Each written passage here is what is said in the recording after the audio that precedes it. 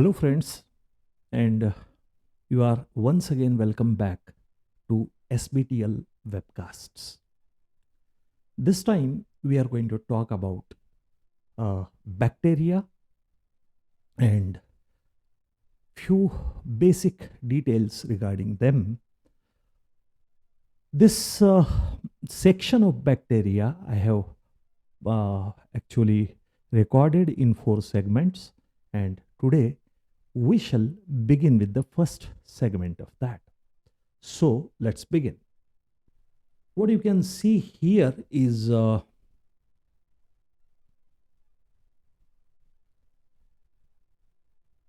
are two types of cells you can note here. Those two types of cells, they are eukaryotic cell and prokaryotic cell. See, this term karyon means nucleus. Cells, they are of two types. Bacteria, they have uncompartmentalized cell, means there is a single large structure, cavity or space in which everything is placed inside it. While if you see a eukaryotic cell, it is highly compartmentalized. There is a compartment called nucleus. There is a compartment called chloroplast or mitochondria. There is a compartment that is formed by the endoplasmic reticulum and so on. Various different cell organelles, they are properly compartmentalized. It is like a big bungalow or house, and this is like a single room. Fine. So karyon is nucleus, and this prefix EU means true or well developed. Eukaryotic cells, they have well developed nucleus, while prokaryotic cells, they lack it. The chromosome or the DNA that is placed inside this bacterial cell without any envelope on that, means like eukaryotic cell, like the eukaryotic cells have a membrane surrounding its chromosomes or DNA within it.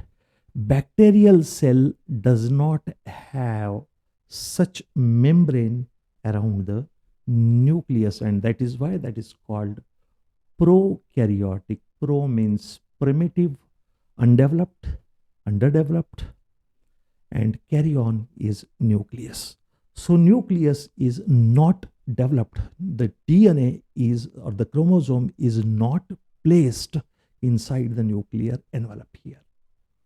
Bacteria are prokaryotes. They do not have any nuclear membrane surrounding the DNA, or what we call as the chromosome. Let's take this example. Say here is a eukaryotic cell,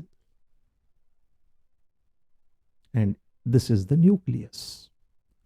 Say this is a bacterial cell, and here is the circular chromosome or DNA present in it. Bacteria have a single chromosome. Whatever DNA is present in bacterial cell apart from this chromosome, that is called extra chromosomal DNA, means the DNA which is apart from its chromosome. It is not the part of its chromosome. Bacteria have a single chromosome.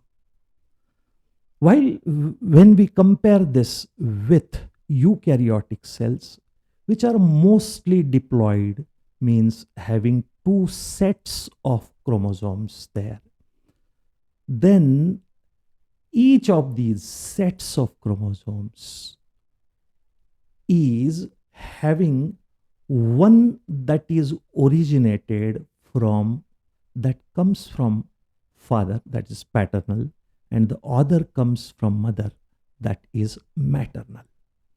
So there are paired chromosomes here in eukaryotic cell, while bacterial cells, they have a single chromosome. So what does this imply? What is its meaning then? Its meaning is bacterial cells do not show fertilization. Bacterial cells, they lack fertilization, while eukaryotic cells, they show fertilization. Eukaryotes, being more correct, I would say, organisms having eukaryotic cells, they show fertilization for reproduction, where two gametes come together, and chromosomal sets, they come from paternal and maternal origin. Now, when these organisms having eukaryotic cells, they produce gametes, then meiosis results into distribution of chromosomes into different cells. And that is why the gametes become haploid, means there is a single set of chromosomes. So fertilization and meiosis, I'm not showing the steps M1 and M2 here, but meiosis results into distribution of paired chromosomes, while fertilization restores that back. When we see that in bacteria, bacteria neither show fertilization and they lack meiosis also. They do not show any meiosis. There is a single chromosome because bacteria lack this fertilization.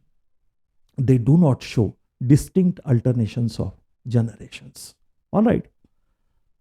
So let's say that here is a bacterium, and this is having the main chromosome here. This chromosome is not enveloped by any nucleus, and that is why it is having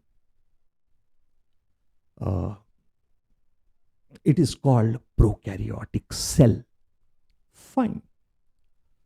So let us go to few more details, but before we go to these details, let's talk about few more things here regarding bacteria. Fine. See,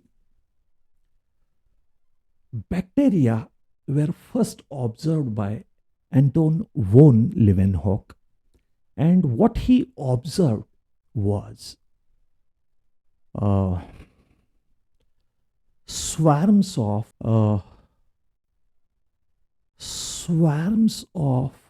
little eel-like structures. That's what he says, he described, flowing in a water drop, swimming in the water drop. He named them as animalcules, and we call them today as bacteria. The term bacterium is derived from bacter, means a staff, or it's a cane. See, shepherd's staff is a long stick. It holds. Shepherds who domesticate sheeps, they have a stick that is called staff. And bacteria were named so because many of them are elongated like sticks or a rod. So they are called bacteria. So after this much beginning of this term, now let's go to some types of these bacteria, and this time let's begin with this one. Fine. Bacteria are ubiquitous. They are found almost in every environment. They are found in various different shapes. They are found in various different uh, forms, various different symbiotic associations, maybe mutualistic, maybe parasitic, maybe commensal forms. So bacteria are found in various different types, and their classification is also based on those various different types in different manners. But let's begin with the shape of bacteria first. See, the first type of bacterium, depending upon its shape, is this one. This is a coccus. This one is a coccus.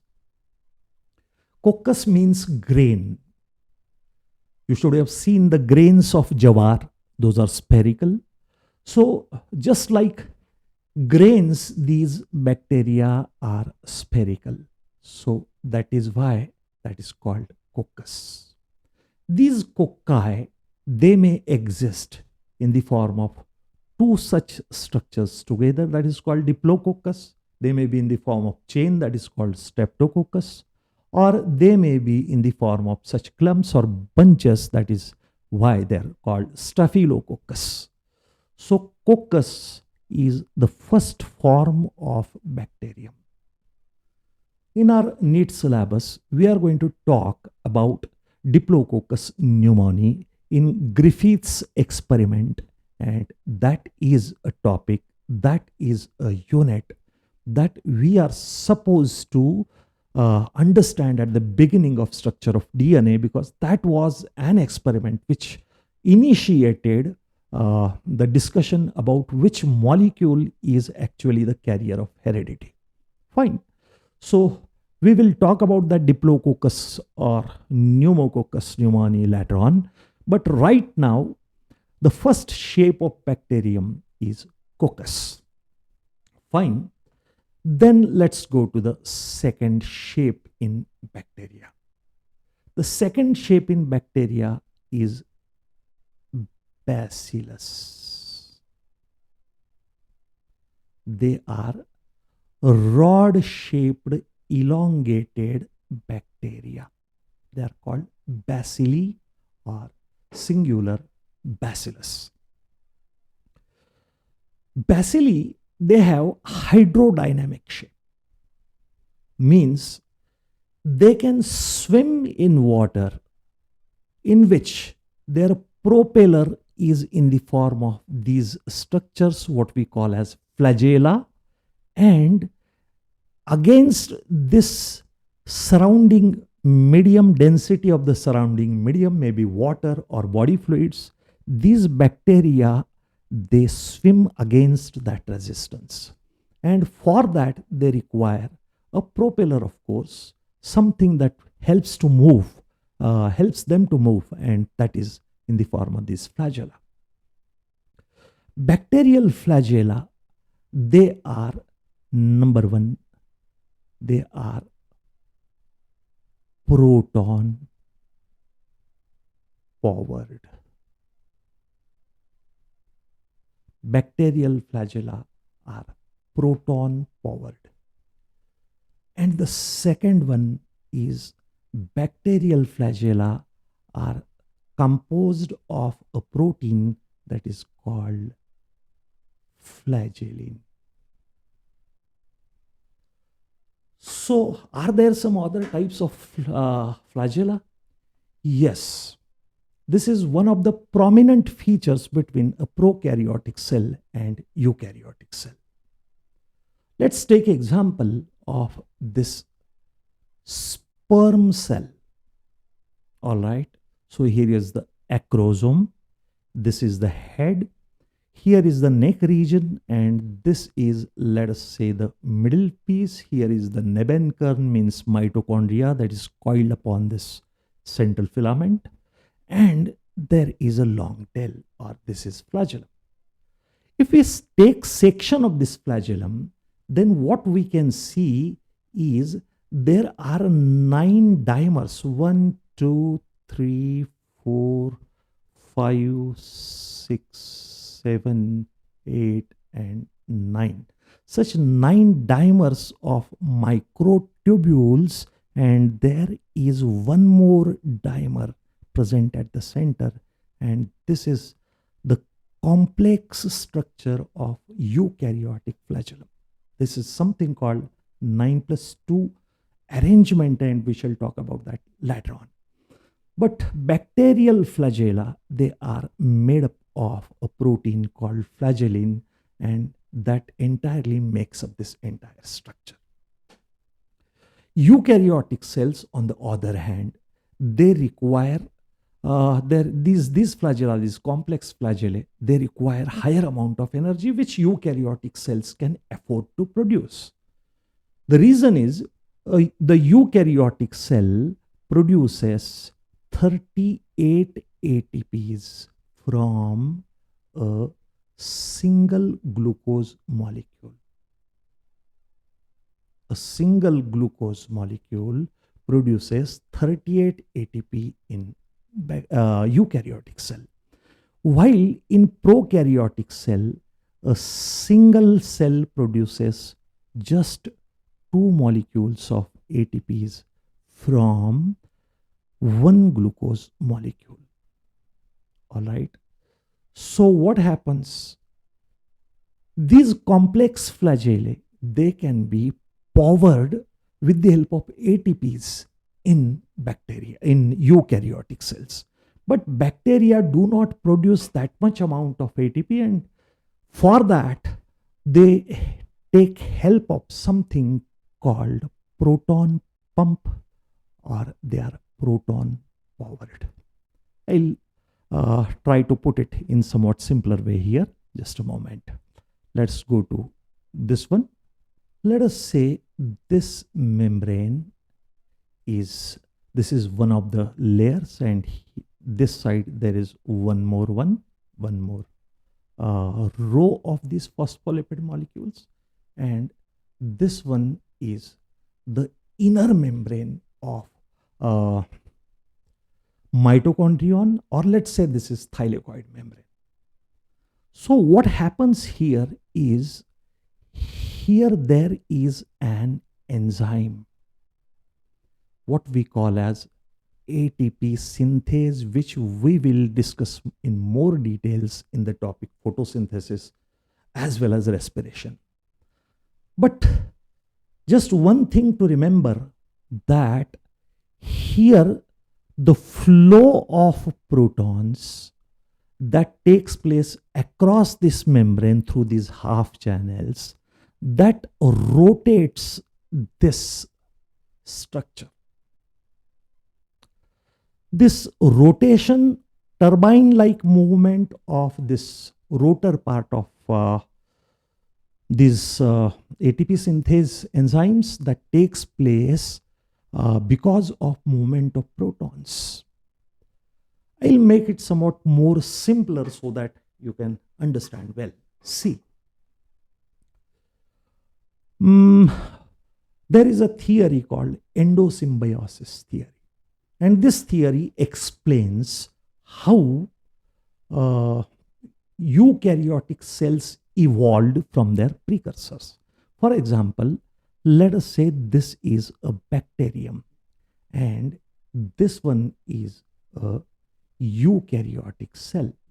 So what happened then? Here, this bacterial cell was engulfed by this cell.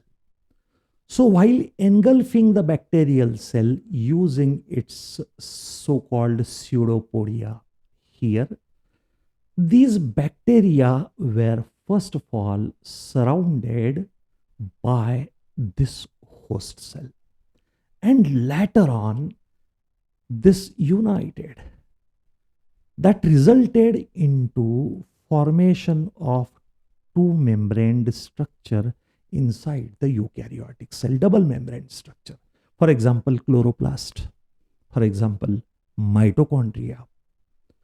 So chloroplasts or mitochondria, they are double membraned because they are believed to be engulfed forms of bacteria long ago on the timeline of evolution.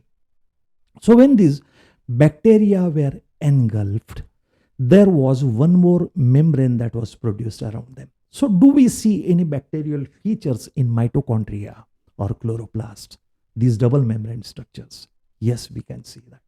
What is that? Presence of cyclic DNA or circular DNA that is found even in chloroplast as well as mitochondria. The second thing that we can note here is the similar kind of ribosomes they have. And the third very prominent feature that we should focus here particularly, that is these structures, chloroplast and mitochondria, they have their functional units which operate through proton pump. The rotational motion of that unit of photophosphorylation or oxidative phosphorylation is because of movement of protons. And same happens in bacteria. Bacteria propel themselves.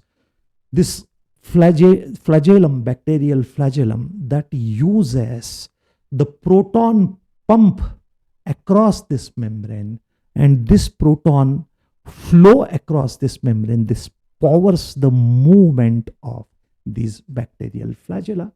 We shall talk about that later on, but right now you just remember one thing, that bacteria have flagella which are made up of flagellin. They are proton powered and not ATP powered like eukaryotic flagella. And this one more point let's discuss. This bacterium, and this bacterium is having a single flagellum. You can see that there. This bacterium is having a single flagellum.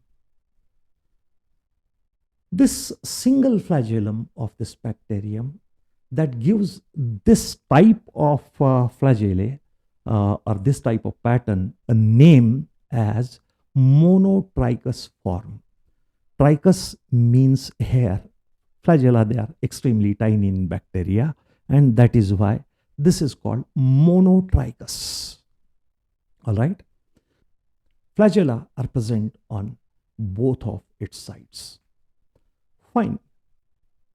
Then let's say here is one more type, and here you can note that the flagella, they are present just in the form of a bunch or a group to one side, that is called lophotrichous form.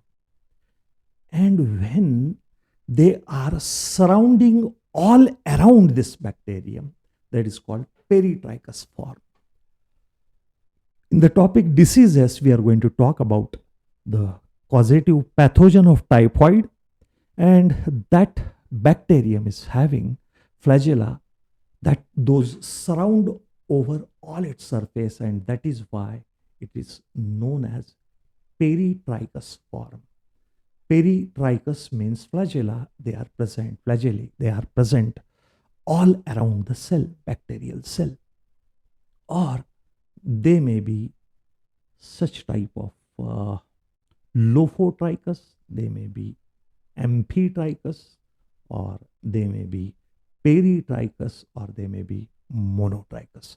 So bacteria, they are classified, the bacilli or bacteria, many bacteria, they are classified even based upon the flagellae or pattern of flagellae they have. Here are few more shapes of bacteria, those we can see here in this visual. See, this one is a spiral form of bacterium, and this spiral form of bacterium, that is called spirillum, or they are called spirili. They may be even elongated, they may be longer in comparison to this 3D visual you are watching here. And the second one is they may be comma shaped. So bacteria, when they have a rounded shape, they are called coccus. When they are having a rod shaped structure, they are called bacillus. Bacteria, when have spiral structure, they are called spirilla or plural spirally, spirillum. And the third one is, the fourth one is comma shaped bacteria. They are often called Vibrio, causative pathogen of cholera, that we shall talk about in some more details in the topic diseases. So depending upon shapes, there are four main types, or five you can say, if you consider spirochetes or spirochetes as separate examples. But there are four main prominent types: coccus, bacillus, spirillum, and vibrio. So bacteria are classified into four types depending upon their shapes. Those are coccus, it may be a diplococcus, it may be a streptococcus, maybe a staphylococcus. The second type is bacillus, the third one is spirillum, and the fourth one is vibrio. So we have talked about this classification of bacteria in this lecture, and we shall go to few more details of bacteria in the next lecture. Thank you for listening me so kindly, and I'll be back with the part 2 of bacterium in the next webcast shortly. Thank you for listening so kindly again. In the month of June, as the first rain slaps on the ground, the earthy smell of soil we can all feel. In fact, that aroma is because of some metabolites produced by soil dwelling bacteria. These bacteria produce a metabolite called geosmin.